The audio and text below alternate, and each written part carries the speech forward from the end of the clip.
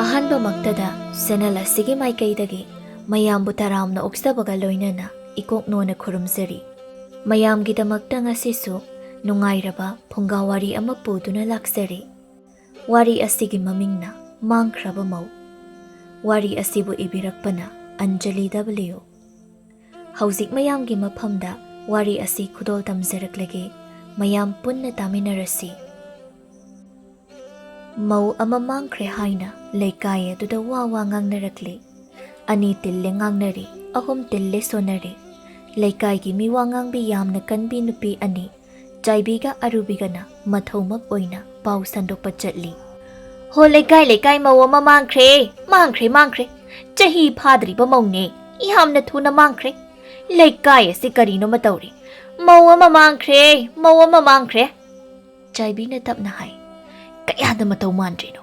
ꯉꯝꯃꯤ꯫ ꯍꯧꯖꯤꯛ ꯃꯐꯝ ꯃꯔꯥꯡ ꯑꯃꯠꯇ ꯈꯪꯗ꯭ꯔꯦꯗꯅ ꯀꯗꯥꯏꯗꯕꯨ ꯂꯩꯔꯝꯒꯅꯤ? ꯍꯣ ꯃꯥꯡꯈ꯭ꯔꯕꯅꯦ, ꯃꯥꯡꯈ꯭ꯔꯕ꯫ ꯃꯥꯡꯈ꯭ꯔꯒꯕꯨ ꯀꯗꯥꯏꯗ ꯂꯩꯔꯝꯒꯅꯤ ꯍꯥꯏꯕ ꯀꯃꯥꯏꯅ ꯈꯪꯒꯅꯤ?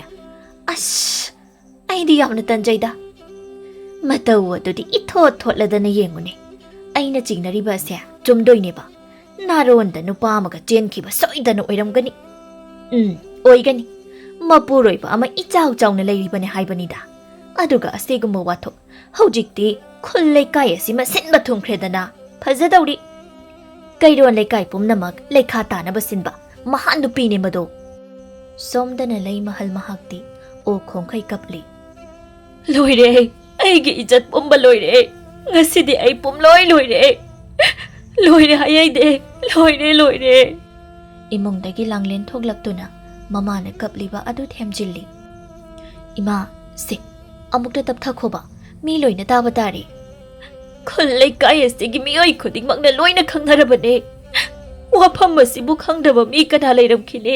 ꯃꯥ ꯁꯤꯕ ꯑꯣꯏꯔꯝꯁꯅꯨꯀꯣ ꯃꯥ꯫ ꯏꯃꯥꯅ ꯍꯥꯏꯗꯨꯕꯨ ꯀꯩꯅꯣ?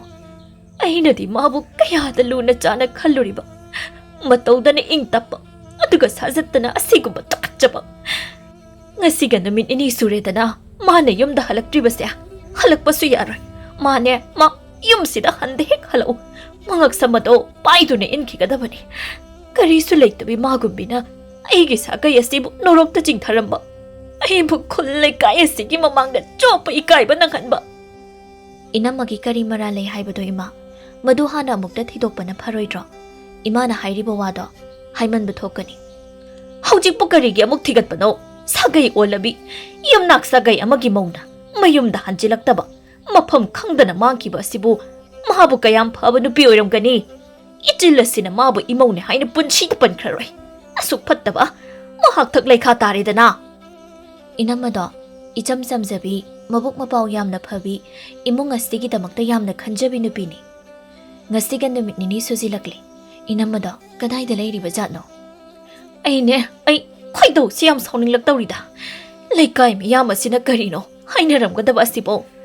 ꯃꯧ ꯑꯃ ꯃꯥꯡꯈ꯭ꯔꯦ ꯍꯥꯏꯗꯨꯅ ꯋꯥ ꯂꯧꯅꯔꯝꯂꯅꯤ꯫ ꯑꯩ ꯄꯦꯟꯗꯦꯗ, ꯑꯣꯟꯊꯣꯛꯅꯁꯨ ꯏꯀꯥꯏꯔꯦ꯫ ꯏꯃꯥ, ꯇꯥꯆꯧꯅ ꯆꯠꯈꯤꯕꯗꯨꯕꯨ?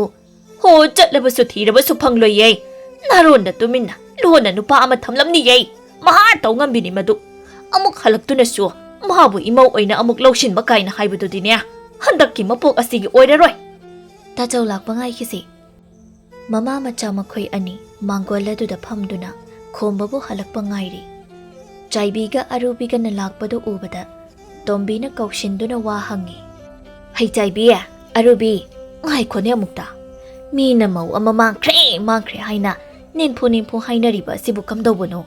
ꯑꯩꯗꯤ ꯋꯥꯈꯜꯕꯨ ꯇꯥꯗꯦꯅꯦ꯫ ꯍꯣꯏ ꯏꯆꯦ, ꯅꯨꯡꯁꯤꯠ ꯁꯤꯠꯇꯅ ꯎꯅꯥ ꯂꯦꯡꯉꯤ ꯍꯥꯏꯕꯔꯣ? ꯃꯤꯅ ꯍꯥꯏꯅꯔꯤꯕ ꯋꯥꯐꯝꯗꯣ ꯆꯨꯝꯂꯕꯅꯤ, ꯑꯆꯨꯝꯕꯅꯤ꯫ ꯍꯥ, ꯑꯆꯨꯝꯕꯅꯤ ꯍꯥꯏꯕ?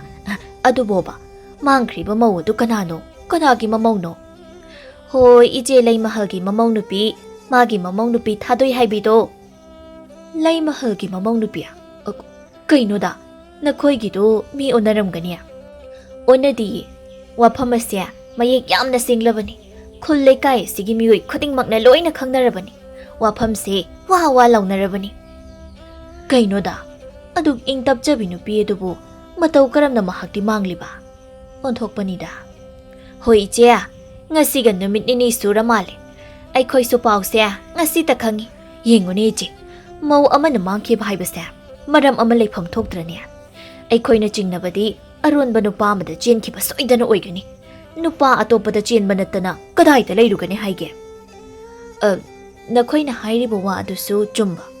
Aduda tangdangba ama khangdrabadi adumne hekta chin kangthokluba yaba nattedo. Mina ngangnabase chumbani. Soiroi masi oiba pura tongambini komado. Asumna hairamlaga makhoi anisu makha pangna haithaki. Tombina machilla duda solhawi. Karinone aina tariba pawasibo. Lay mahalgi mamau nupi thadoi. Thadoi haibi nupi dudi mabuk mapau yamna phabi nupini. Onthoknasu ingtapjaba. Aina yamna nungsizaba nupini. Aduga wafamsina matau karamna. Ay amukta lay mahalgi manakta chatlukige. Pau hange. Asi haijaduna mahak lay mahal hoiromda mamay layduna haigatki. Hawkraba matam amakhangni. Imungdagi memcha yamna sauna thoklai. Sor ama iroine makhwang adu mettuna thongaladom da yengi. Aduga yamna sauningna machilladuda haijai. Hauzik phawba hanjilaktene sia. Thabak amatang tawra sao haina thababu asuk yamna kuiba ma handa halakhisano. Ay tawgiba khangani dana. Mane yum masida laibagi karibu kanabano. Mangak samadu paiduna inkige. Mane ma yum masida makhatan lehaloyama. Somdana lamhang aduda laikai gi mathong hoktaba nupa makhoi anina thadoi gi lambida thatli aduga hai. Thadoi aina hairibo wase thamoi gi oiba asingba wani. Karigino nangna masida asuk yamna yaningdriba sibo. Ai asibu kayamuk yamna phattaba mi ama oina nangna khalage. Thadoi si aina hairibo wase nang yaro nangbu nungaina ai thamgeba. Thadoi su sauningna talemja karigino nangna aigi punchida asuk yamni yetpiriba sibo. Yare aigi tungda amuk hana inabirano. Phanasu hairi ikaibasu khangde. Matungdadi asumna khaktawbirano. Aigi lambi thadoo. Ahoina dum lemjana phanchong sinduna thadoi gi mamangda lepi. Karigumba aina tawriba thabak asina nungda takpo oiramlaba. Nahana nung phawba tumlamlagani. Karigino nangna asuk yamna anam kaliba sa. Ingna phazana haijaredana. Masi phawbada asi yawna nakalabanina asigumba wahai batabani. Ngasi hariba asinasu aroibo ehelo. Aigi punchida nang amuk hani yalakano. Nangna gaidodoiba. Nang nupini haiduna aina atuk yengduna lakpani.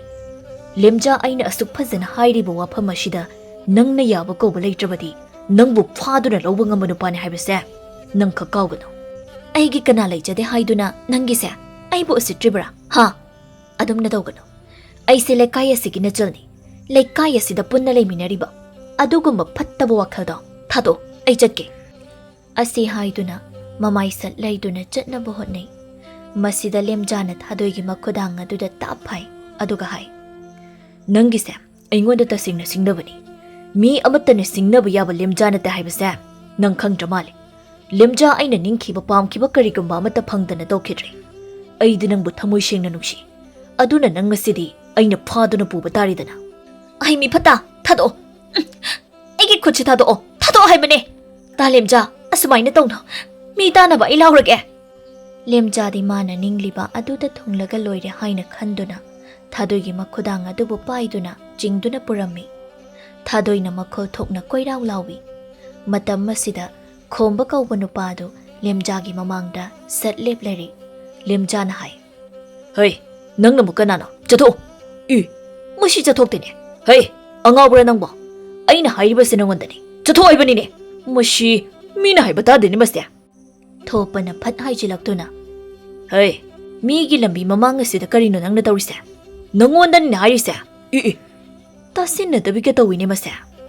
Asi haiduna nupaduda phurage haina makuttu wangna sat thangatuna haijilai. Masida khombana nupadugi makuttu tapaiduna khanglei thi. Ayo. Mathunna duda makhong khongpak aduna thokkau thokhi. Lemjana sauna. Mushi mi yamna usitraba male. Adu oidi nang. Asi haiduna phat changsinduna makhong aduna shatkawi. Khomba khongpham khara handoi. Thadoidi pakhatpa ama yauna lambi mataya duda leptuna lei. Lambi sorok adudana khombaga lemjaga kanna phunari. Asum phunabana mamai thangdadi khombana lemjadu sathina phuri. Lemja mathwai hingnaba cheli. Adubu magi mathamoi nungdadi haijai. Nung khangdidana. Matang matam jaba mada aina muk soidana laman khomkhigani. Nung ingondasu usittaba saba. Mayum tamna chatkre. Somdana memchana thadoibu halakpa phana kuina ngairi. Kona thangda thadoi makuta khawa ma yanduna mayumda changlei. Thadoibu ubada memcha magi mathamoi adu ting laukre. Mahak sauba hengatli. Makhol khonjeldu khara wangkhatuna hai. Hai, lamket biya. Thabak ama thaudabada asi yongna wanglen matam changba kanana hongnabage. Nangi si tawgyawna tawribra, ha? Kaya aduni yengmuni si. Ngasaidagi chatkhraga haujikta halakba. Nama asibaduna asigumba sajatli chatasya chatlo haina nangonda takpiram bro. Thadoi mahak mayum hek yawbaga mamatona asumna soidana nganglaklani haibasi khanglabani. Mahak mamatona yokpani.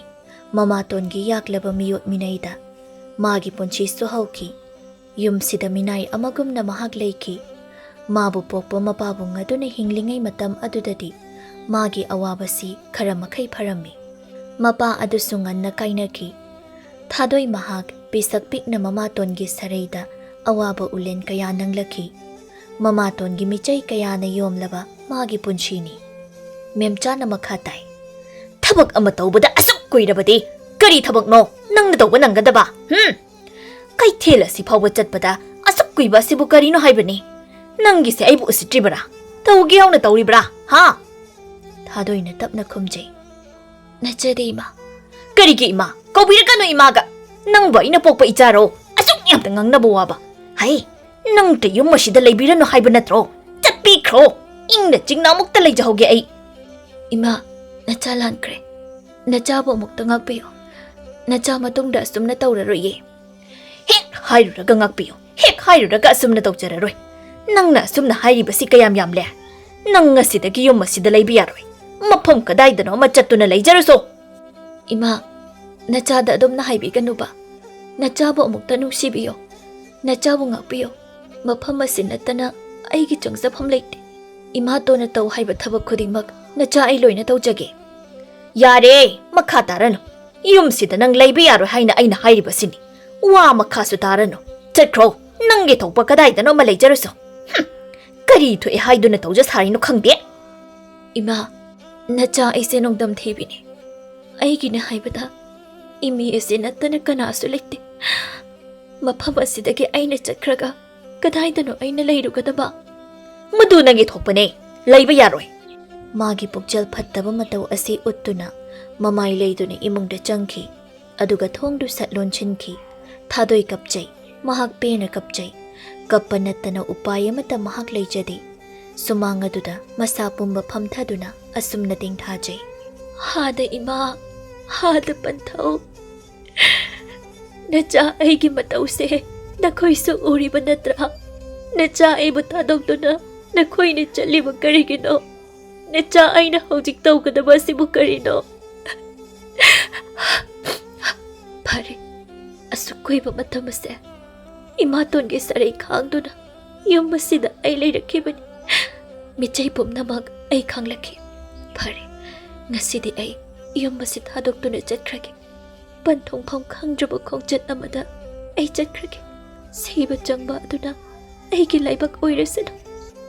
Asum na mabuk ni nga doon Jab yung nakhanduna mahak hugatli. Aduga thongga ladom na mahak jumdring thokre. Makong anido na thang bamay kayda jumdring adumak mahak jatkre. Tombi changshili lay mahal buyeng duna. Lay mahal ay lakliye. Lay mahal na mitkipi do tay thokduna. Iche, iyaning lengshin biro. Machana pida yeng duna. Bema, namabok lakli basi. Pidama da puthoro. Tombi na. Yarani, pidaga yaranida. Sida asumak ay pamlage. Asi haiduna, dari aduda pamtay, aduga hay. Lay mahal, ay di pao si haujik tada mayeksing na tay. Untok na tazakidre da idea. Ngarangi wari ni iche. Namit yung ba aduay matam oidoy ni. Adubo ba, karam daw ribano. Karam daw wano hay bukangte. Icha na piga ay gana yung dahan jilak pada, mahaglay ramde. ꯀꯩꯔꯣꯟ ꯂꯩꯀꯥꯏꯗ ꯑꯗꯨꯛ ꯆꯠꯊꯣꯛꯇꯨꯅ ꯂꯩꯔꯤꯕꯣꯏ ꯅꯤꯡꯕꯅꯤ ꯃꯝꯁꯤꯜꯂꯛꯄ ꯃꯇꯝ ꯑꯗꯨ ꯐꯥꯎꯕ ꯃꯍꯥꯛ ꯍꯜꯂꯛꯈꯤꯗꯦ ꯉꯔꯥꯡꯒꯤ ꯅꯨꯃꯤꯠꯅꯤ ꯂꯩ ꯃꯍꯜ ꯃꯥꯡꯒꯣꯜ ꯑꯗꯨꯗ ꯂꯦꯞꯇꯨꯅ ꯂꯩꯔꯤ ꯃꯁꯥꯗꯨ ꯂꯩꯇꯥꯗꯕ ꯍꯥꯏꯕꯗꯨ ꯑꯣꯏ ꯀꯩꯅꯣꯗ ꯃꯥꯅ ꯍꯧꯖꯤꯛ ꯐꯥꯎꯕ ꯍꯟꯖꯤꯜꯂꯛꯇ꯭ꯔꯤꯕ ꯑꯁꯤꯕꯨ ꯀꯔꯤꯒꯤꯅꯣ ꯃꯇꯝꯁꯤ ꯁꯨꯝ ꯊꯦꯡꯖꯤꯜꯂꯛꯂꯦꯗ ꯏꯃꯨꯡꯗꯒꯤ ꯂꯥꯡꯂꯦꯟꯁꯨ ꯊꯣꯛꯂꯛꯏ ꯑꯗꯨꯒ ꯃꯃꯥꯗ ꯍꯥꯏ ꯏꯃꯥ ꯏꯅꯝꯃꯗꯣ ꯍꯜꯂꯛꯇ꯭ꯔꯤꯕꯣ ꯍꯜꯂꯛꯇ꯭ꯔꯤꯕ ꯑꯁꯤꯅꯤꯅꯦ ꯀꯝꯗꯧꯔꯤꯕꯅꯣ ꯈꯪꯗ꯭ꯔꯦ ꯀꯩꯅꯣꯗ ꯏꯅꯝꯃꯗꯣ ꯑꯁꯨꯝꯅ ꯈꯛ ꯇꯧꯗꯕꯅꯤ ꯊꯣꯡꯒꯥꯜ ꯋꯥꯡꯃ ꯐꯥꯎ ꯂꯥꯟꯗꯕꯅꯤ ꯃꯝꯁꯤꯜꯂꯛꯂꯕ ꯃꯇꯝ ꯑꯁꯤ ꯐꯥꯎꯕ ꯍꯜꯂꯛꯇ꯭ꯔꯤꯕ ꯑꯁꯤꯕꯨ ꯃꯥꯕꯨ ꯀꯗꯥꯏꯗ ꯆꯠꯂꯤꯕ ꯖꯥꯠꯅꯣ ꯑꯗꯨꯅꯤꯅꯦ ꯈꯪꯗ꯭ꯔꯤꯁꯦ ꯑꯣꯟꯊꯣꯛꯅ ꯄꯥꯈꯠꯂꯦꯗ ꯏꯕꯨꯡꯉꯣꯗꯣ ꯑꯃꯨꯛ ꯍꯜꯂꯛꯂꯕꯗꯤ ꯁꯣꯏꯗꯅ ꯀꯨꯝꯍꯩ ꯑꯃ ꯇꯥꯔꯅꯤ ꯑꯩꯈꯣꯏꯗꯁꯨ ꯃꯥꯅ ꯀꯔꯤꯁꯨ ꯍꯥꯏꯔꯝꯕ ꯂꯩꯇꯦ ꯃꯥꯅ ꯐꯅ ꯊꯕꯛ ꯆꯠꯊꯣꯛꯄ ꯇꯥꯔꯁꯨ ꯍꯜꯂꯛꯄꯗꯤ ꯌꯥꯔꯤꯕ ꯃꯄꯥꯝꯗꯒ ꯆꯠꯇꯨꯅ ꯂꯩꯈ꯭ꯔꯕꯔꯥ ꯈꯪꯗꯦ ꯉꯥꯏꯍꯥꯛꯀ ꯉꯥꯏꯔꯁꯤ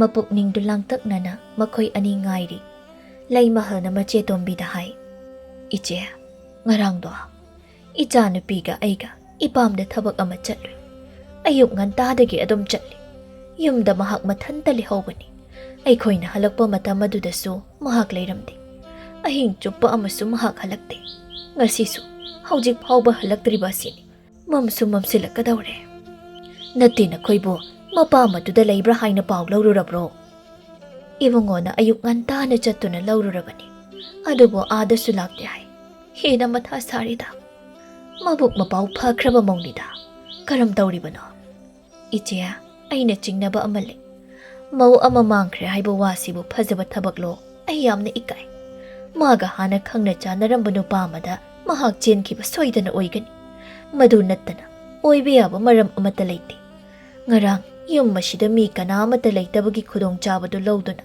ꯃꯥꯅ ꯅꯥꯔꯣꯟꯗ ꯇꯨꯃꯤꯟꯅ ꯆꯦꯟꯈꯤꯕꯅꯤ ꯍꯦꯔ ꯂꯩꯃꯍꯜ ꯅꯪꯁꯨ ꯑꯗꯨꯝꯅ ꯈꯟꯈꯤꯅꯨ ꯀꯅꯥ ꯈꯪꯅꯤ ꯏꯃꯧꯗꯣ ꯈꯨꯗꯣꯡꯊꯤꯕ ꯇꯥꯔꯝꯂꯕꯗꯤ ꯏꯆꯦ ꯌꯨꯝꯗ ꯑꯁꯨꯝ ꯂꯩꯔꯒꯕꯨ ꯀꯃꯥꯏꯅ ꯈꯨꯗꯣꯡꯊꯤꯕ ꯇꯥꯗꯣꯏꯅꯣ ꯃꯁꯛ ꯍꯥꯏꯔꯦ ꯑꯗꯨꯝ ꯐꯖꯩ ꯁꯣꯏꯗꯅ ꯆꯨꯝꯒꯅꯤ ꯃꯁꯤ ꯃꯗꯨꯅ ꯑꯆꯨꯝꯕ ꯑꯣꯏꯕ ꯅꯨꯄꯥ ꯑꯃꯗ ꯆꯦꯟꯕ ꯂꯣꯏꯔꯦꯗꯅ ꯐꯔꯦ ꯑꯩꯈꯣꯏꯁꯨ ꯄꯥꯎ ꯇꯥꯒꯦ ꯑꯩ ꯑꯃꯨꯛ ꯆꯠꯂꯒꯦ ꯍꯌꯦꯡ ꯑꯃꯨꯛ ꯂꯥꯛꯀꯦ ꯍꯣꯏ ꯏꯆꯦ ꯋꯥꯈꯜ ꯍꯦꯟꯅ ꯈꯟꯖꯤꯟꯅꯨꯗ ꯁꯣꯏꯗꯅ ꯐꯪꯒꯅꯤ ꯑꯁꯨꯝꯅ ꯍꯥꯏꯔꯝꯂꯒ ꯇꯣꯝꯕꯤ ꯆꯠꯈꯤꯔꯝꯃꯤ ꯂꯩ ꯃꯍꯜꯅ ꯃꯆꯥꯅꯨꯄꯤꯗ ꯍꯥꯏ ꯃꯝꯁꯨ ꯃꯝꯁꯤꯜꯂꯛꯂꯦ ꯅꯕꯨꯡꯗꯨꯁꯨ ꯍꯜꯂꯛꯇꯦ ꯇꯧꯔꯤꯁꯦ ꯃꯗꯨꯅ ꯑꯃꯨꯛ ꯀꯗꯥꯏ ꯇꯥꯅ ꯆꯠꯈ꯭ꯔꯕꯖꯥꯠꯅꯣ ꯅꯪꯅꯦ ꯆꯥꯛ ꯈꯔ ꯊꯣꯡꯅꯕ ꯇꯧꯔꯁꯨ ꯍꯣꯔꯦꯟ ꯈꯔ ꯆꯥꯅꯕ ꯍꯣꯏ ꯃꯥ ꯂꯥꯡꯂꯦꯟꯁꯨ ꯍꯧꯒꯠꯇꯨꯅ ꯏꯃꯨꯡꯗ ꯆꯪꯈꯤ ꯂꯩ ꯃꯍꯜ ꯇꯧꯐꯝ ꯑꯃ ꯈꯪꯗ ꯃꯐꯝꯗꯨꯗ ꯐꯝꯗꯨꯅ ꯑꯁꯨꯃꯛ ꯂꯩꯍꯧꯋꯤ ꯑꯍꯤꯡ ꯑꯗꯨꯗꯅꯤ ꯆꯤꯡꯂꯛ ꯑꯗꯨ ꯐꯥꯎꯗꯨꯅ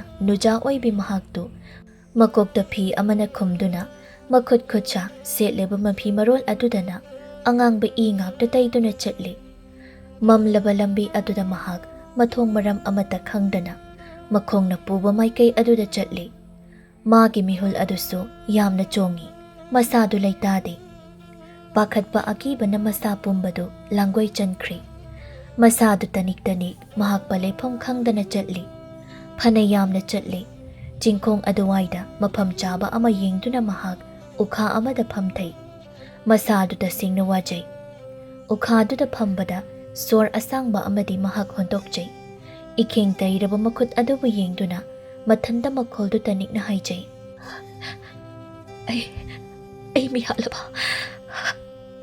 ꯑꯩ ꯃꯤ ꯍꯥꯠꯂꯕ इखें तेरब खुद आई मी हाले वही से हाइदुना मखोल थोकना महाक अहिंग अदुदा लावी मथंता अमुक मखुत्तुना मचिंदु खुमजिल्ली करीनो अइना तौरिसे ए लाउबा यादे मखुत्तुना मकोक्ता खुमलिबा फीदो तपना हाइथै नुपी असि अतै कनासु नत्ते थादोइनी अमुक हाइजै अइना मिहात्पि ओइरिबा मीना अइबु मिहात्पिने खंग्रबदि अइ करि ओइगनि अइसु इसा इथंता थांगने थेंजिन जतुना सिख्रसिरा अदमना तौबा अदुना अचुम खोंथांग अमा ओइरद्रने मदुना अचुम ओइगनि अमुक हौगतली इखेंग दैरबा थांदो मखुना पाइदुना अइसु सिगनि अइ मिहात्पिने असी हाइदुना थांदुना थिनगे हाइने हेक तौबगा ahal oiraba nupa amakhak makhutta mainam ama paiduna senchilai aduga nupi aduna tauge haina tauriba adu khamdui ishu nupi nangna taujage haina tauriba du karino madu aranbani adumna taugadu nakhutta pairiba thangadu amakta thado thadoi ahal nupa dabu ubada masada thinge haina tauramba makhutta pairiba thangaduna nupa duda oina onchinduna hai nangkanano chakshilakano mafam asida kaidogu lakbano chekro nang ai haige ai mafam asida laiba lainingba amakhakni nangna hojik khonjel thokna laurakibaduda ai lakbani ishu nupi nang yamna phingna uri amukta mihulladu tapthau ai lainingbani ai nangonda karisu tawroi lainingba haiba asi haiduna makhutto haithaki nupaduna hai nangi nakhutta angangba I mayam ama tairiba setliba na pheduda angangba ikhing pakliba du karigina hayu ishu nupi nangna kari phattaba thabak tawrure wahangda aingonda hangada maduki pakhum ai piba ngamloi phare ai hanglaroige adubu nang mashimadi khumu thangaduna nasana thanta thinjinjaduna shisage haina tawribaduna karigina handak mukti thadoi mahag mamit anidagi mitlu pirang sin thaduna haire ipu saklaba nesu oibi aidi hingningdri ira leitana ira lebi haibado ai oiredi ai ge singba wari kananasu thasabiroi ai bo ubada mipong khuding makne tin chinarani masigi khallubada ai makhata ne hingningdri aduna ithanna tayaibi thawai ase laujage haina tawbane ishugi wakhaldo onari asuk tangna pokpa miyoi mapokni karigi ishu na mathannada thawai thajagani madu yade madu taibang semba mapu mahakna yamna saugani ai hingningdre ai makhata ne hingningdre asuk nungairaba malem taibang palasida nangna hingningdraba ishu laining parei chechau nangi leitadriba pokning wakhalani do soidana ingtharakani taptharakani maduttada hingbage asengba mahau karino haiba nang khanglakani madam masi ahing yuthakni ishu nupi nangna asigumba jingnung asidana thanta leibasi ipu yamna nungaite ipu bu jingnagano nangbu tengbangke nasada angangba isu ngakta ngairi amukta chamthoklusi ipu gi matung ilau ipu mi hatpina su oibi aibo taibong mapuna ngakpi gatrane I tairiba hakchang ase kayarak aruba isingna chamthoklabasu kokpadi leiroine ai kijai madugidi karisu tawroi shembiba mapu haibasidi lalaba kada changjaduna lale haina haijarabadi soidana ngakpigani asumna lainingba ahal nupasina thadoibu lamjingduna mana leiba mafam adu tamna poduna chatlammi ngaihak leibaga khomba sumayumda halakle maithongdo imak maksilli sangsinduna mamagi manakda famthei lei mahal na machanupada hangi ibongo kamdaure adumak magi khongurliba phangdrabara ima phangtre phana mabu thibane adumak phangtre lei mahal na khara sauning na hai ibongo thirurano makhata na mabu thirubage kanaba karisu leiraroi haibudi ma ngarang yum masida aikhoi kanamata leitringai matamaduda mana mafam chadana mangkhribase yamna chingnaningai oi nahan khaya sumna tawba nati thonggal wang mafau thokpa nati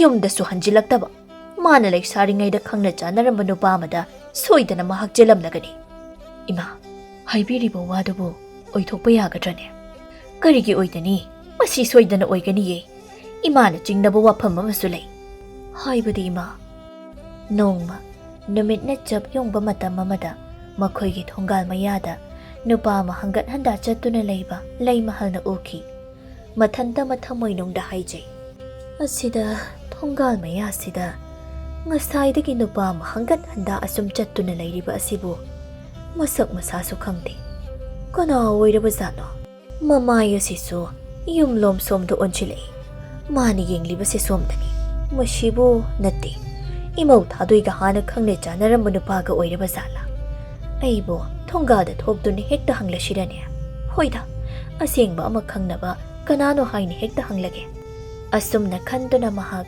ꯍꯧꯒꯠꯇꯨꯅ ꯊꯣꯡꯒꯥꯜꯂꯣꯝꯗ ꯊꯣꯛꯏ꯫ ꯃꯥꯅ ꯍꯦꯛ ꯊꯣꯛꯄꯒ ꯉꯁꯥꯏꯗꯒꯤ ꯊꯣꯡꯒꯥꯜ ꯃꯌꯥꯗ ꯍꯪꯒꯠ ꯍꯟꯗꯥ ꯆꯠꯇꯨꯅ ꯂꯩꯔꯝꯕ ꯅꯨꯄꯥꯗꯨ ꯑꯋꯥꯡꯂꯣꯝꯗ ꯆꯨꯝꯗ꯭ꯔꯤꯡꯅ ꯆꯠꯈꯤꯔꯝꯃꯤ꯫ ꯃꯗꯨꯗ ꯑꯃꯨꯛ ꯍꯥꯏꯖꯩ, ꯑꯦ ꯑꯋꯥꯡꯂꯣꯝꯗ ꯆꯠꯈ꯭ꯔꯦꯅꯦ꯫ ꯑꯩꯅ ꯊꯣꯛꯂꯛꯄꯒ ꯃꯥꯅ ꯆꯠꯈ꯭ꯔꯤꯕ ꯑꯁꯤꯅ ꯀꯔꯤꯒꯤ? ꯃꯁꯤ ꯃꯔꯝ ꯑꯃꯗꯤ ꯁꯣꯏꯗꯅ ꯂꯩꯐꯝ ꯊꯣꯛꯀꯅꯤ꯫ ꯃꯁꯥꯗꯨ ꯏꯆꯤꯡ ꯆꯤꯡꯅꯕ ꯑꯃꯗꯤ ꯃꯍꯥꯛ ꯅꯨꯃꯤꯠ ꯑꯗꯨꯗ ꯐꯥꯎꯈꯤꯕꯅꯤ꯫ ꯃꯃꯥꯒꯤ ꯋꯥꯐꯝꯗꯨ ꯇꯥꯔꯒ ꯈꯣꯝꯕꯅ ꯍꯥꯏ, ꯑꯣꯏꯔꯝꯂꯣꯏꯗ ꯏꯃꯥ, ꯆꯨꯝꯅꯒꯤ ꯃꯤ ꯑꯣꯏꯔꯝꯅꯤ꯫ ꯏꯃꯥꯅ ꯍꯦꯟꯅ ꯋꯥꯈꯜ ꯈꯟꯖꯤꯜꯂꯤ꯫ ꯍꯩ, ꯆꯤꯡꯅꯐꯝ ꯊꯣꯛꯇ꯭ꯔꯣ ꯃꯁꯤꯕꯣ? ꯑꯩꯗꯤ ꯌꯥꯝꯅ ꯆꯤꯡꯅꯩ꯫ ꯆꯤꯡꯅꯔꯨꯅꯨ, ꯑꯩꯅ ꯃꯥꯕꯨ ꯊꯥꯖꯩ ꯏꯃꯥ꯫ ꯃꯈꯥ ꯇꯥꯅ ꯃꯥꯕꯨ ꯑꯃꯨꯛ ꯊꯤꯕ ꯍꯥꯏꯕꯗꯨꯅꯤ꯫ ꯑꯁꯦꯡꯕ ꯋꯥꯔꯤ ꯑꯃꯗꯤ ꯁꯣꯏꯗꯅ ꯈꯪꯒꯅꯤ꯫ ꯀꯔꯤꯒꯤ ꯃꯥꯕꯨ ꯃꯈꯥ ꯇꯥꯅ ꯑꯃꯨꯛ ꯊꯤꯔꯨꯗꯣꯏꯕ? ꯉꯁꯤꯒ ꯍꯜꯂꯛꯇ꯭ꯔꯕꯗꯤ ꯑꯍꯤꯡ ꯑꯅꯤꯅꯤ ꯄꯨꯔꯥ ꯁꯨꯗꯣꯏꯁꯦ꯫ ꯀꯔꯝꯕ ꯅꯨꯄꯤꯅ ꯇꯧꯕ ꯁꯥꯖꯠꯅꯣ ꯃꯁꯤꯕꯣ? ꯏꯕꯨꯡꯉꯣ, ꯀꯔꯤꯒꯨꯝꯕ ꯃꯥꯅ ꯌꯨꯝꯁꯤꯗ ꯑꯃꯨꯛ ꯍꯜꯂꯛꯄ ꯇꯥꯔꯕꯁꯨ ꯏꯃꯥꯗꯤꯅꯦ ꯃꯥꯕꯨ ꯏꯃꯧ ꯑꯣꯏꯅ ꯑꯃꯨꯛ ꯂꯧꯁꯤꯟꯕ ꯍꯥꯏꯅ ꯍꯥꯏꯕꯗꯨꯗꯤ ꯉꯝꯂꯣꯏꯀꯣ꯫ ꯂꯧꯁꯤꯜꯂꯣꯏ꯫ ꯃꯊꯣꯡ ꯃꯔꯝ ꯈꯪꯗꯕ ꯃꯃꯥ ꯃꯄꯥꯅ ꯅꯤꯡꯊꯤꯅ ꯅꯨꯡꯉꯥꯏꯅ ꯅꯥꯀꯣꯟꯗꯕꯅꯤꯅ ꯀꯔꯤꯁꯨ ꯈꯪꯗ꯭ꯔꯦꯅꯦ ꯃꯥ꯫ ꯃꯥꯒꯤ ꯁꯥꯖꯠ ꯂꯤꯆꯠ ꯑꯁꯤ ꯑꯩ ꯇꯁꯦꯡꯅ ꯇꯨꯀꯠꯆꯩ꯫ ꯌꯥꯔꯤꯕ ꯏꯃꯥ, ꯃꯊꯣꯡ ꯃꯔꯝꯗꯤ ꯈꯪꯗꯅ ꯊꯥꯗꯣꯏꯅ ꯑꯗꯨꯝꯅ ꯇꯧꯔꯝꯒꯗꯕ ꯅꯠꯇꯦ꯫ ꯍꯣ ꯇꯧꯕꯒꯤꯅꯦ ꯑꯍꯤꯡ ꯍꯜꯂꯛꯇ꯭ꯔꯤꯕꯁꯤ꯫ ꯃꯧ ꯑꯃ ꯃꯥꯡꯈ꯭ꯔꯦ ꯍꯥꯏꯅ ꯂꯩꯀꯥꯏ ꯑꯁꯤꯃ ꯋꯥ ꯍꯦꯛ ꯂꯥꯎꯈ꯭ꯔꯦꯗꯅ꯫ ꯍꯧꯖꯤꯛ ꯀꯔꯥꯏꯗ ꯐꯖꯐꯝ ꯂꯩꯕꯒꯦ ꯌꯦꯡꯉꯨ꯫ ꯅꯃꯥ ꯑꯩꯗꯤ ꯏꯀꯥꯏꯕꯅ ꯃꯄꯥꯜ ꯐꯥꯎꯕ ꯊꯣꯛꯄ ꯉꯝꯂꯣꯏꯗꯧꯔꯤ꯫ ꯑꯆꯨꯝ-ꯆꯨꯝꯗ ꯑꯃꯗꯤ ꯈꯪꯅꯕ ꯍꯣꯠꯅꯕ ꯇꯥꯔꯦꯗꯅ꯫ ꯏꯃꯥ, ꯑꯩ ꯉꯥꯏꯍꯥꯛꯇ ꯄꯣꯊꯥꯔꯨꯒꯦ꯫ ꯑꯁꯤ ꯍꯥꯏꯗꯨꯅ ꯍꯧꯒꯠꯇꯨꯅ ꯃꯍꯥꯛ ꯏꯃꯨꯡꯗ ꯆꯪꯈꯤ꯫ ꯃꯥꯒꯤ ꯀꯥꯗ ꯆꯪꯗꯨꯅ ꯐꯃꯨꯡ ꯑꯗꯨꯗ ꯃꯍꯥꯛ ꯍꯤꯞꯊꯩ꯫ ꯋꯥꯈꯜ ꯑꯗꯨꯗꯅ ꯍꯥꯏꯔꯤ, ꯊꯥꯗꯣꯏ, ꯅꯪꯕꯨ ꯀꯗꯥꯏꯗ ꯂꯩꯕꯒꯦ? ꯅꯪ ꯊꯤꯕꯗ ꯑꯩ ꯋꯥꯔꯦ꯫ ꯅꯪꯕꯨ ꯑꯃꯨꯛꯇ ꯌꯨꯝꯗ ꯍꯜꯂꯛꯂꯨꯕ? ꯃꯐꯝ ꯀꯗꯥꯏꯗꯅꯣ ꯅꯪꯅ ꯆꯠꯀꯗꯕ? ꯃꯥꯒꯤ ꯃꯌꯨꯝ ꯑꯗꯨꯁꯨ ꯆꯠꯇꯨꯅ ꯌꯦꯡꯂꯨꯔꯕꯅꯤ, ꯑꯗꯨꯁꯨ ꯂꯩꯍꯧꯗꯦ꯫ ꯇꯧꯐꯝ ꯑꯃ ꯈꯪꯗ꯭ꯔꯦ꯫ ꯂꯥꯡꯂꯦꯟꯅ ꯅꯨꯃꯤꯗꯥꯡꯒꯤ ꯆꯥꯛꯇꯨ ꯂꯣꯏꯔꯗꯨꯅ ꯐꯖꯅ ꯊꯤꯔꯤ꯫ ꯂꯩꯃꯍꯜꯁꯨ ꯆꯥꯛꯈꯨꯝꯗ ꯐꯝꯂꯤ꯫ ꯃꯥꯅ ꯍꯥꯏ, ꯕꯦꯃꯥ, ꯅꯕꯨꯡꯕꯨ ꯀꯧꯔꯨꯔꯣ꯫ ꯍꯣꯏ ꯏꯃꯥ꯫ ꯂꯥꯡꯂꯦꯟꯅ ꯃꯕꯨꯡꯒꯤ ꯃꯅꯥꯛꯇ ꯆꯪꯗꯨꯅ, ꯇꯥꯆꯧ ꯆꯥꯛ ꯂꯣꯏꯔꯦ, ꯆꯥꯛ ꯈꯔ ꯆꯥꯁꯤ, ꯏꯃꯥꯁꯨ ꯂꯩꯍꯧꯔꯦ꯫ ꯈꯣꯝꯕꯅ ꯇꯞꯅ, ꯂꯥꯡꯂꯦꯟ, ꯇꯥꯆꯧ ꯆꯥꯛ ꯆꯥꯅꯤꯡꯗ꯭ꯔꯦ, ꯏꯃꯥꯒ ꯅꯈꯣꯏ ꯑꯅꯤ ꯆꯥꯃꯤꯟꯅꯔꯣ꯫ ꯇꯥꯆꯧ, ꯈꯔ ꯆꯥꯎꯁꯤ, ꯍꯧꯒꯠꯂꯣ꯫ ꯂꯥꯡꯂꯦꯟ, ꯇꯥꯆꯧ ꯍꯌꯦꯡ ꯑꯣꯏꯅ ꯆꯥꯔꯒꯦ, ꯇꯥꯆꯧ ꯑꯗꯨꯝ ꯄꯣꯊꯥꯔꯒꯦ꯫ ꯂꯥꯡꯂꯦꯟꯁꯨ ꯋꯥ ꯃꯈꯥ ꯇꯥꯕ ꯉꯝꯗ꯭ꯔꯗꯨꯅ ꯇꯨꯃꯤꯟꯅ ꯊꯣꯛꯂꯛꯂꯤ꯫ ꯑꯗꯨꯒ ꯆꯥꯛꯈꯨꯝꯗ ꯑꯃꯨꯛ ꯆꯪꯉꯤ꯫ ꯂꯩꯃꯍꯜꯅ ꯍꯪꯉꯤ, ꯂꯥꯛꯑꯒꯦ ꯍꯥꯏꯕ꯭ꯔꯣ ꯅꯕꯨꯡꯕꯣ? ꯏꯃꯥ, ꯆꯥꯅꯤꯡꯗ꯭ꯔꯦ ꯍꯥꯏ꯫ ꯉꯁꯥꯏ ꯑꯌꯨꯛꯁꯨ ꯆꯥꯛ ꯆꯥꯕ ꯅꯠꯇꯦ ꯃꯁꯤ꯫ ꯑꯗꯨꯕꯨꯗꯤ ꯀꯗꯥꯏꯗꯒꯤ ꯆꯥꯛ ꯆꯥꯅꯤꯡꯂꯅꯤ ꯏꯃꯥ? ꯃꯊ꯭ꯋꯥꯏ ꯌꯥꯝꯅ ꯅꯨꯡꯉꯥꯏꯔꯝꯂꯔꯣꯏ ꯇꯥꯆꯧꯁꯦ꯫ ꯏꯅꯝꯃꯒꯤ ꯑꯁꯦꯡꯕ ꯄꯥꯎ ꯑꯃ ꯈꯪꯂꯕꯗꯤ ꯈꯔ ꯐꯒꯗꯕꯅꯤ꯫ ꯍꯣꯏꯁꯦ, ꯐꯔꯦ꯫ ꯆꯥꯛꯁꯦ ꯑꯩꯈꯣꯏ ꯑꯅꯤ ꯈꯔ ꯆꯥꯁꯤ꯫ ꯆꯥꯛꯇꯨ ꯆꯥꯅꯤꯡꯗꯅ ꯃꯈꯣꯏ ꯑꯅꯤ ꯈꯔ ꯆꯥꯏ꯫ ꯈꯣꯝꯕ ꯋꯥꯈꯜ ꯀꯌꯥ ꯑꯃ ꯈꯟꯗꯨꯅ ꯂꯩꯔꯝꯕꯗꯒꯤ ꯃꯍꯥꯛ ꯇꯨꯝꯊꯈ꯭ꯔꯤ꯫ ꯉꯁꯤꯗꯤ ꯃꯍꯥꯛ ꯃꯪ ꯑꯃꯈꯛ ꯃꯪꯂꯛꯏ꯫ ꯃꯥꯒꯤ ꯄꯨꯟꯁꯤꯗ ꯊꯣꯛꯈ꯭ꯔꯕ ꯑꯁꯦꯡꯕ ꯊꯧꯗꯣꯛ ꯑꯃꯈꯛꯅꯤ꯫ ꯉꯥꯏꯍꯥꯛ ꯂꯩꯔꯕꯗꯤ ꯁꯣꯏꯗꯅ ꯃꯝꯁꯤꯟꯈ꯭ꯔꯅꯤ꯫ ꯈꯣꯝꯕ ꯈꯨꯜ ꯑꯗꯨꯗ ꯂꯩꯕ ꯃꯇꯥꯎ ꯑꯃꯒꯤ ꯃꯌꯨꯝꯗꯒꯤ ꯃꯍꯥꯛ ꯊꯣꯛꯂꯛꯏ꯫ ꯃꯍꯥꯛ ꯃꯌꯨꯝ ꯇꯝꯅ ꯍꯜꯂꯛꯄꯅꯤ꯫ ꯂꯝꯕꯤ ꯑꯗꯨꯗ ꯈꯔ ꯃꯃꯥꯡ ꯑꯣꯏꯔꯞꯅ ꯊꯥꯗꯣꯏꯅ ꯃꯊꯟꯇ ꯆꯠꯇꯨꯅ ꯂꯩꯔꯤꯕꯗꯨ ꯃꯍꯥꯛ ꯍꯦꯛ ꯎꯏ꯫ ꯊꯥꯗꯣꯏꯅꯤꯅꯦ, ꯀꯗꯥꯏꯗꯅꯣ ꯃꯥꯅ ꯑꯃꯨꯛ ꯆꯠꯂꯤꯕꯁꯤꯅ? ꯃꯌꯨꯝꯗ ꯐꯖꯅ ꯂꯩꯔꯒꯦ ꯍꯥꯏꯗꯤ ꯂꯩꯇꯦ꯫ ꯍꯧꯖꯤꯛ ꯋꯥꯏꯗꯁꯨ ꯅꯨꯄꯥ ꯈꯔꯅ ꯀꯥꯔꯟ ꯇꯥꯈꯤ꯫ ꯑꯩꯁꯨ ꯃꯥꯒꯤ ꯃꯇꯨꯡꯗ ꯏꯟꯅꯔꯒꯦ꯫ ꯑꯁꯤ ꯈꯟꯗꯨꯅ ꯈꯣꯝꯕ ꯃꯍꯥꯛ ꯏꯟꯅꯩ꯫ ꯊꯥꯗꯣꯏꯅ ꯆꯤꯡꯌꯥ ꯂꯝꯍꯥꯡ ꯑꯗꯣꯝꯗ ꯑꯗꯨꯝ ꯆꯠꯈꯤꯕ ꯑꯗꯨꯗ ꯃꯍꯥꯛ ꯆꯤꯡꯅꯔꯛꯏ꯫ ꯀꯔꯤꯒꯤꯅꯣ ꯃꯥꯅ ꯆꯤꯡꯌꯥꯔꯣꯝꯗ ꯑꯁꯨꯝ ꯆꯠꯈ꯭ꯔꯤꯕꯁꯤꯕꯣ? ꯃꯥꯒꯤ ꯑꯁꯤꯕꯨ ꯃꯈꯣꯏ ꯃꯃꯥꯇꯣꯟ ꯑꯗꯨꯅꯒ ꯉꯥꯡꯖꯩꯔꯕ ꯖꯥꯠꯂꯥ? ꯑꯩ ꯑꯃꯨꯛꯇ ꯃꯅꯥꯛ ꯇꯝꯅ ꯆꯠꯂꯒ ꯋꯥꯔꯤ ꯁꯥरुꯒꯦ꯫ ꯈꯣꯝꯕ ꯃꯍꯥꯛ ꯆꯦꯟꯈꯠꯂꯤ꯫ ꯊꯥꯗꯣꯏꯒꯤ ꯃꯃꯥꯡ ꯑꯗꯨꯗ ꯁꯠ ꯂꯦꯞꯄꯤ꯫ ꯑꯗꯨꯒ ꯍꯥꯏ, ꯊꯥꯗꯣꯏ, ꯆꯤꯡꯂꯣꯝꯗ ꯅꯪꯅ ꯆꯠꯂꯤꯕꯁꯤ ꯀꯔꯤꯒꯤꯅꯣ? ꯊꯥꯗꯣꯏꯅ ꯈꯨꯝꯃꯤ, ꯑꯩꯒꯤ ꯂꯝꯕꯤ ꯊꯠꯄꯤꯒꯅꯨ꯫ ꯅꯪꯕꯨ ꯉꯥꯎꯔꯕ꯭ꯔꯣ? ꯑꯩ ꯉꯥꯎꯔꯦ, ꯑꯩ ꯑꯉꯥꯎꯕꯤ ꯑꯣꯏꯔꯦ꯫ ꯊꯥꯗꯣꯏ, ꯀꯔꯤꯅꯣꯃꯤ ꯅꯪꯅ ꯇꯧꯔꯤꯕꯁꯦ? ꯑꯩ ꯍꯤꯡꯅꯤꯡꯗ꯭ꯔꯦ, ꯁꯥ ꯀꯩꯅ ꯑꯩꯕꯨ ꯆꯥꯗꯨꯅ ꯑꯩ ꯁꯤꯖꯈ꯭ꯔꯒꯦ꯫ ꯊꯥꯗꯣꯏ, ꯅꯪꯅ ꯍꯥꯏꯔꯤꯕꯗꯨꯕꯨ ꯀꯔꯤꯅꯣ? ꯑꯗꯨꯝꯅ ꯍꯥꯏꯍꯩꯗꯦ꯫ ꯈꯣꯝꯕꯅ ꯊꯥꯗꯣꯏꯒꯤ ꯃꯊꯃꯣꯏꯕꯨ ꯊꯦꯝꯖꯤꯜꯂꯤ꯫ ꯅꯪꯒꯤꯗꯃꯛ ꯑꯩ ꯂꯩꯁꯤꯗꯤ꯫ ꯅꯪꯅꯕꯨ ꯌꯥꯔꯕꯗꯤ ꯊꯥꯗꯣꯏ, ꯅꯪ ꯑꯩꯈꯣꯏꯗ ꯆꯠꯈ꯭ꯔꯁꯤ꯫ ꯅꯪꯕꯨ ꯄꯨꯟꯁꯤꯒꯤ ꯑꯣꯏꯅ ꯑꯩꯒꯤ ꯅꯥꯛꯇ ꯂꯦꯡꯗꯅ ꯊꯝꯖꯒꯦ꯫ ꯑꯗꯨꯝꯅ ꯍꯥꯏꯕꯤꯒꯅꯨ꯫ ꯑꯩꯅ ꯍꯥꯏꯔꯤꯕ ꯋꯥꯁꯦ ꯑꯁꯦꯡꯕꯅꯤ꯫ ꯑꯁꯨꯝꯅ ꯍꯥꯏꯗꯨꯅ ꯈꯣꯝꯕꯅ ꯊꯥꯗꯣꯏꯕꯨ ꯅꯨꯃꯤꯠ ꯑꯁꯤꯗ ꯃꯌꯨꯝꯗ ꯄꯨꯔꯛꯈꯤꯕꯅꯤ꯫ Asumna mana manglingai tanjasida mapaldagi nupa amana asumna kauri. Yumsibu mi kana kana leibage mapalda mukta thokpirauba. Asumna hanjin kawi khonjel asina khombagi manglana dubu thugairi khomba mikap thoi. Kana oiraba sano asuk thenglaba matam asida haugattuna thong hangdoktuna mapalda thoi. Amamba marak aduda thadoiga ahal oiraba nupa amagana leptuna leiramliba adu mahakui khombana. Thadoi tumina lepi nupado lainingba ahal nupaduni mana hai. Ibunga nang la khomba haibase. Ibu ai samakni. Ibu na mabu yum masida amuk thilaklibani. Haibiribasibu ibu matau karamna. Lay mahalga langlenga su haugalaktuuna mapalda thoi. Ahal aduga thadoiga mangolda kakatli. Khombana thadoida hangi. Thadoi, nang mapam kadayda layrubage? Hayo, nang kadayda layruge? Ahal aduna amuk. Ishu nupiye, nangi asingba warido liyo. Makoibu khanghallo. Thadoina makoi mayambu tanaba asumna wari lirami. Mapal thong aduda kok thilai. Yumsida thadoi mathantani haujik leiriba haijay. Kanano ne? Ima khoidu halaklaba jala. Asi khanduna mapalda hek thoi. Maduda lemjana leptuna leirambadu hek ui. Thadoina hai. Nangdi maphamsida amuk kaidoba lakliba. Lemjana. Ahigise. Nangbu loba laklibani. Hey, nangise ibu sitribra. Nangbu aina lawdana di khaktokloi. Asi haiduna thadoigi makhudangda tap paiduna hekta chingi. Thadoi koirau lawi. Maduda lemjana chai amana thadoigi makok aduda phatkalli. Adumna taurabada thadoi wakhal takhidre. Lemjana thadoi bu pamduna chingtamna purami. Mamsilakpa matam aduda thadoi mahak wakhal tarakle. Mahak pumnamak ningsinglakle. Lemjana mabu khudum channabu hotnarakpa aduda lemjagi makhwangdi yepliba thang adubu sat munduna hekta mabuk aduda thenjilami. Masa pumba inatai asumna wari singsu loina lirami. Ahal aduna hairi. Mabu laushinbiyo. Mangonda lana khangano. Yamna phaba ishuni. Lay mahal na hai. Imaudi thauna phabini. Imana nangbu lana laururedana. Lau, ima konge. Mani mamau makhoi ani lengon minay. Lainingba ahal nupadu susatkri. Thadoina aranba khak tauroi haibasi khombagi thasabani. Makhoi punna imongda jangkri. Mangkhiba maudu amuk mayumda halakhirami.